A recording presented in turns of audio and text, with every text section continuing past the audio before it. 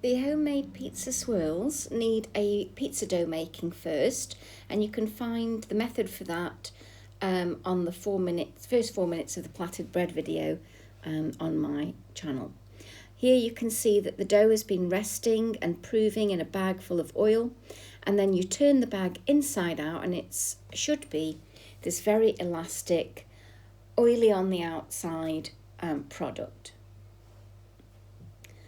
And the oil just helps you with the moulding process and also gives it a nice lightness. So you can see it's very elastic here. It's quite sticky, and if it's sticking to the table, add a little bit of flour, but not too much. We don't want to dry this dough out because it makes a very hard base then. We still want it to have a softness when you bite into it for it to be tender. So only use the amount of flour you need to stop it sticking to the table. And then you're going to press it out using gravity and pulling to get it to the size of an A4 sheet of paper and fairly rectangular. And if you want to use a rolling pin, you can do. I find it easier to prod it out. If there's any torn bits, pinch them together.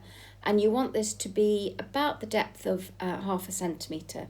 And then roll it flat just to get it even if you need to. And then you're going to add tomato puree. So this is from a tube. There's a little pokey tool there. Press it down and that helps you to get access to it. And when you're using this tube, it's better to squeeze it from the back end like a toothpaste tube so that you don't lock in any of the ingredients at the back end. Put the lid back on so you don't lose it. And then spread the tomato puree with the back of a spoon nice and evenly, as near to the edge as you can do so, and also nice and even so you don't have any big blobs on it. So spend some time getting this bit right because it is the base and the glue that holds everything together. Then you're going to add all of the other ingredients that you've chosen to put on your pizza swirl. And anything that works on a pizza works in these. However, they shouldn't be too wet. So pineapples, for instance, are a little bit too wet for this. Bearing in mind, this is a filling ingredient, not a topping ingredient. And everything needs to be cut quite small. The person I'm making this for likes quite a lot of filling, and that causes a slight problem when it comes to the shape of the spiral. It looks a little bit more rustic. But the more you chop the fillings small and the less filling you use, the neater the spiral is. So it's up to you what kind of effect you want. And once you've made your one, you can decide what you want afterwards. So now we've got all of the filling on. I've snuck a little bit of spinach in there, which goes really well with cheese. And that basically hides some of the iron that you can absorb from spinach. And it's a great way to sneak veg in.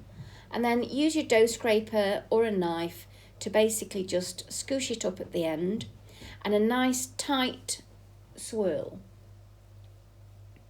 So roll it up like that, and if it starts to stick, again, use your dough scraper or a knife to just squish into it. And then you're going to cut it in half, then in half again, then in half again, until you've got about 1 inch segments. It can be less than that or more than that, depending on the final result you want in the bread crust. So once you've made one, you'll decide whether or not you want them thicker and softer or thinner and crispier. And then the end bits, you can tidy them up if you want to. I tend to cut them off and then put both of them into a ball and end up with a sort of ball of pizza dough that's different. And then here a very well used tin, turn them facing up so you can see the spiral and the ingredients. And you can see I've really jam-packed this one for the person I'm making it for.